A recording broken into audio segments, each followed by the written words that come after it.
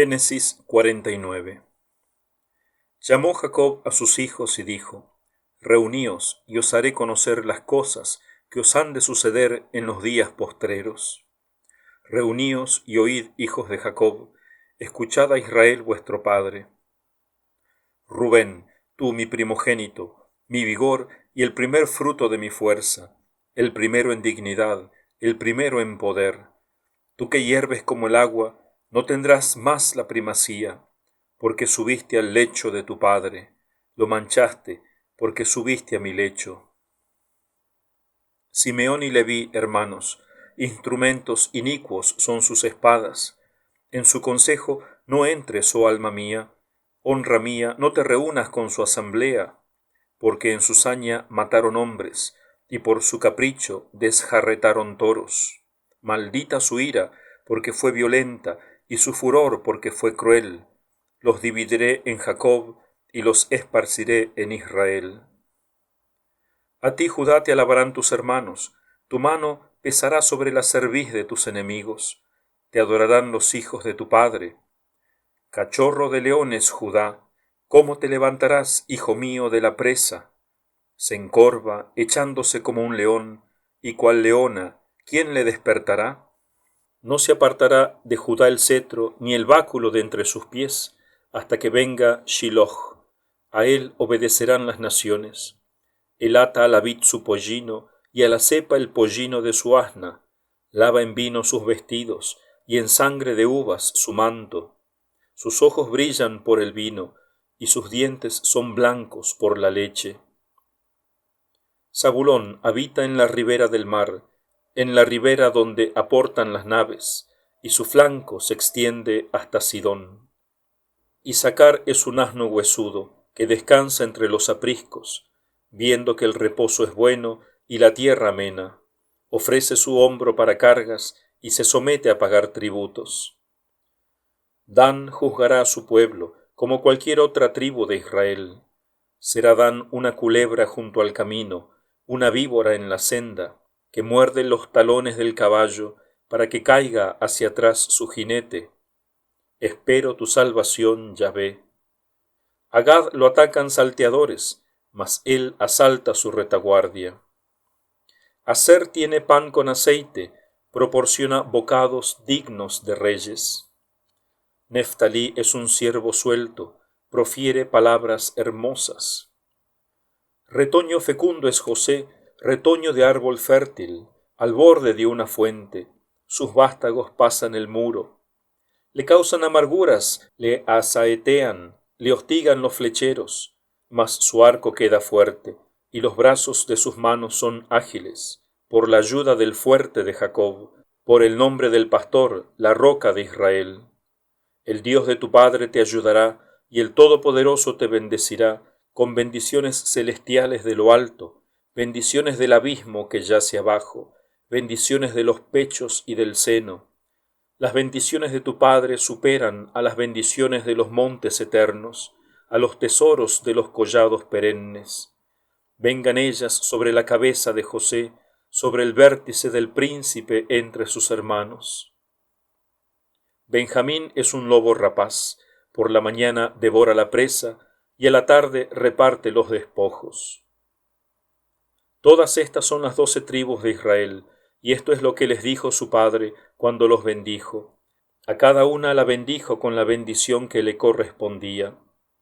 Y les dio orden diciéndoles: Yo voy a reunirme con mi pueblo, sepultadme con mis padres en la cueva que está en el campo de Efrón el Eteo, en la cueva que está en el campo de Macpelá, frente a Mamré, en el país de Canaán, en el campo que compró Abraham a Efrón el Eteo para sepultura propia, donde sepultaron a Abraham y a Sara su mujer, donde sepultaron a Isaac y a Rebeca su mujer, y donde sepulté yo a Lía, en el campo y la cueva que en él hay, que yo he comprado a los hijos de Et. Y cuando acabó Jacob de dar estas órdenes a sus hijos, recogió sus pies en el lecho y expiró, y se reunió con su pueblo. Palabra de Dios, te alabamos, Señor. Comentario. Como señala Monseñor Straubinger, este capítulo es una perla de la literatura hebrea, poesía y profecía a la vez. Antes de morir, el patriarca Jacob, iluminado por Dios, da a conocer los futuros destinos de sus hijos y del pueblo de Israel, fundándose ya sea en el carácter y en el nombre de sus hijos, o ya sea en las promesas divinas dadas a los patriarcas. Entonces, hagamos un análisis sencillo de las bendiciones a cada uno de los hijos. Lamentablemente, el primero en recibir la bendición, en realidad recibe la profecía de que ha perdido la bendición, la primogenitura. Tenía derecho a una doble porción por ser el primero, y sin embargo esa primogenitura va a pasar a su hermano José. Por el pecado que cometió Rubén, por haber dormido con una de las mujeres de su padre. Muy pronto va a desaparecer la tribu de Rubén del escenario histórico, desparramándose entre los pueblos vecinos. Rubén también debería haber sido sacerdote por ser el primogénito, pero el sacerdocio va a pasar al tercer hijo, a Leví, y el poder real va a pasar a Judá, el cuarto hijo, que tuvo a los gloriosos reyes David y Salomón, y luego otros 20 reyes más en el reino de Judá. Aunque también el reino va a pasar a José, particularmente a la tribu de Efraín, donde estaba la capital del reino de Israel, que también van a tener unos 20 reyes. También el segundo y tercer hijo, Simeón y Leví, son llamados instrumentos inicuos, heredan más bien un castigo. Los dividiré en Jacob y los esparciré en Israel.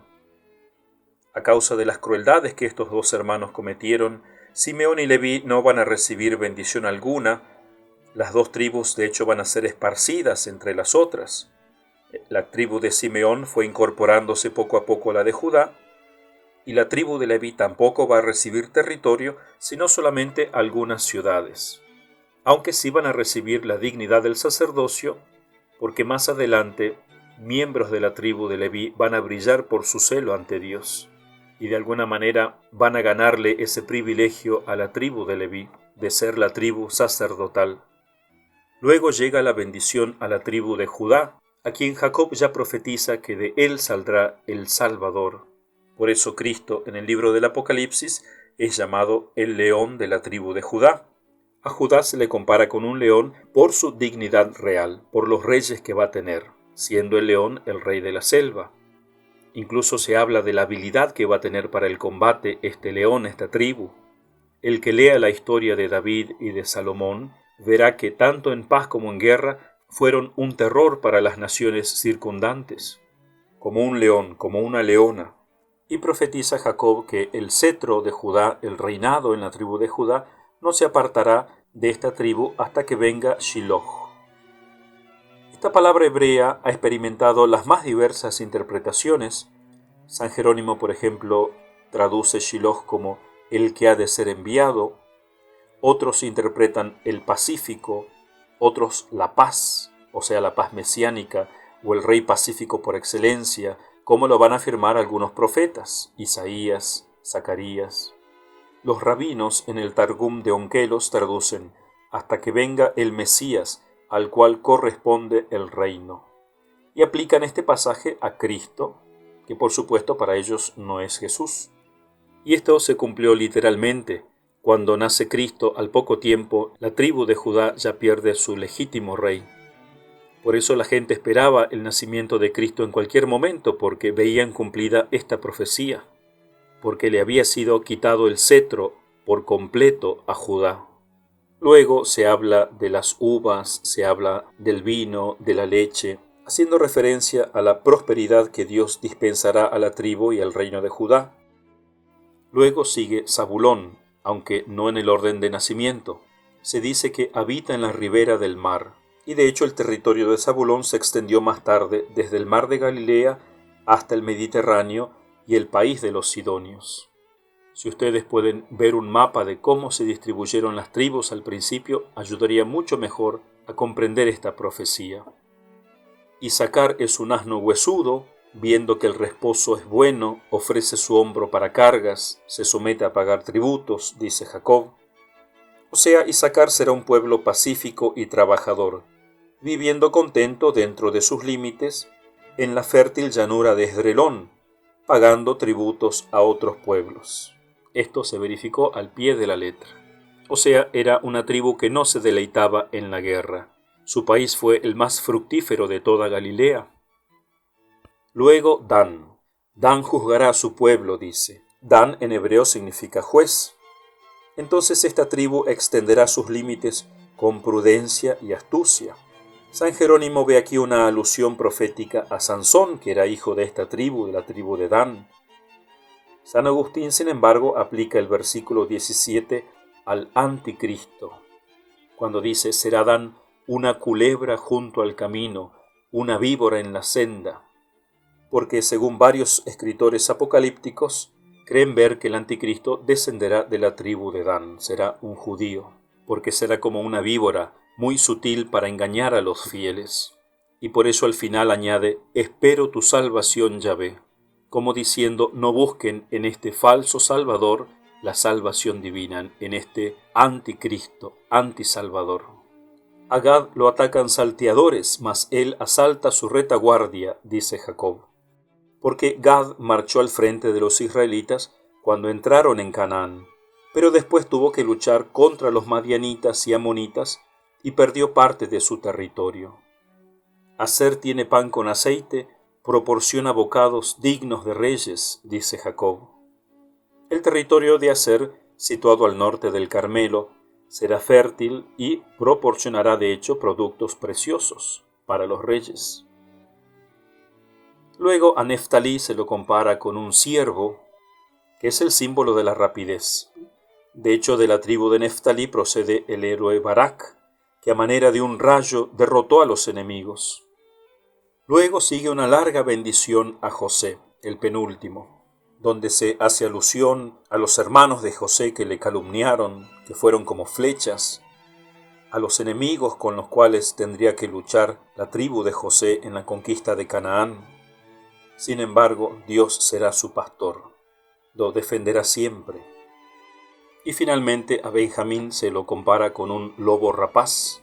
Se refiere a la valentía y al carácter indómito de los benjaminitas, de cuya tribu procederá el primer rey, Saúl, que no era menos indómito. Pero también de la tribu saldrá San Pablo, lobo rapaz en doble sentido, primero como perseguidor de la iglesia, pero después de su conversión como intrépido misionero. El Espíritu Santo nos narra la muerte de Jacob. La vida de Jacob estuvo amargada por muchas aflicciones que soportó con admirable paciencia, y por eso merecía ser considerado como una excelente figura de Jesucristo, el varón de dolores. Su fe en las promesas de Dios le hizo contemplar la tierra de Canaán como si ya fuese suya, y por eso en esta bendición la reparte entre sus hijos, aún antes de conquistarla. Tan grande era su fe, y por eso Dios le premió con estas fabulosas profecías. En fin, quedémonos con estas hermosas palabras que Jacob le dirige a José. Las bendiciones de tu Padre superan a las bendiciones de los montes eternos, a los tesoros de los collados perennes. Vengan ellas sobre la cabeza de José, sobre el vértice del príncipe entre sus hermanos. Eso es lo que tenemos que desear de nuestros padres, sus bendiciones. Y también nosotros como padres, dejar a nuestros hijos nuestras bendiciones más que lo material. Y aquí está el error de muchos padres, que se preocupan demasiado por dejarles muchos bienes materiales a sus hijos y no se preocupan en educarlos en la fe. Y por eso luego los hijos crecen tan egoístas. Y ese amor que el padre había derramado sobre sus hijos se vuelve en contra.